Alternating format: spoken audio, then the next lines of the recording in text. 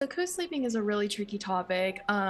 There has been research looking at the relationship between anxiety and co-sleeping, and there is a relationship between those two. We aren't quite sure which one, precedes the other, but we are looking at how co-sleeping is related to anxiety with children.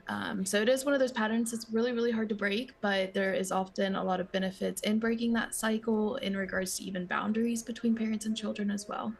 Yeah, and let's talk a little bit about those boundaries because I know that I always think of when I was laying my baby down to sleep in a crib, and they're crying. As a parent, you don't want to kind of leave them in the dark in a room by themselves, but in the end, on the other hand, it's kind of something they need to learn.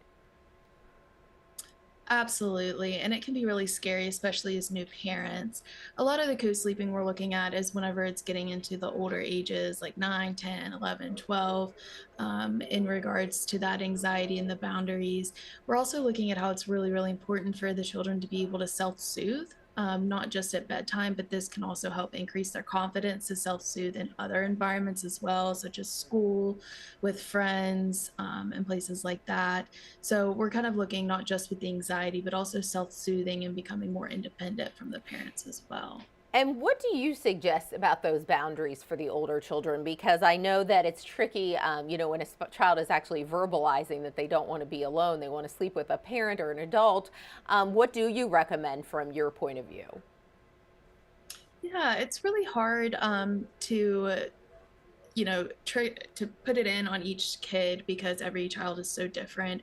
But we're looking at a lot of different mindfulness and self-soothing techniques, such as deep breathing, kind of going to your happy place and thinking. A lot of the times these can kind of help in the moment when the child is experiencing that anxiety.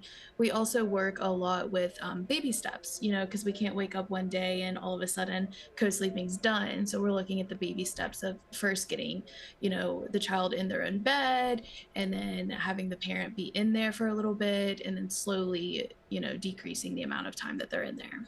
hmm And, what would the negative effects be from a psychological standpoint when you're talking about an older child still co sleeping with an adult, a parent?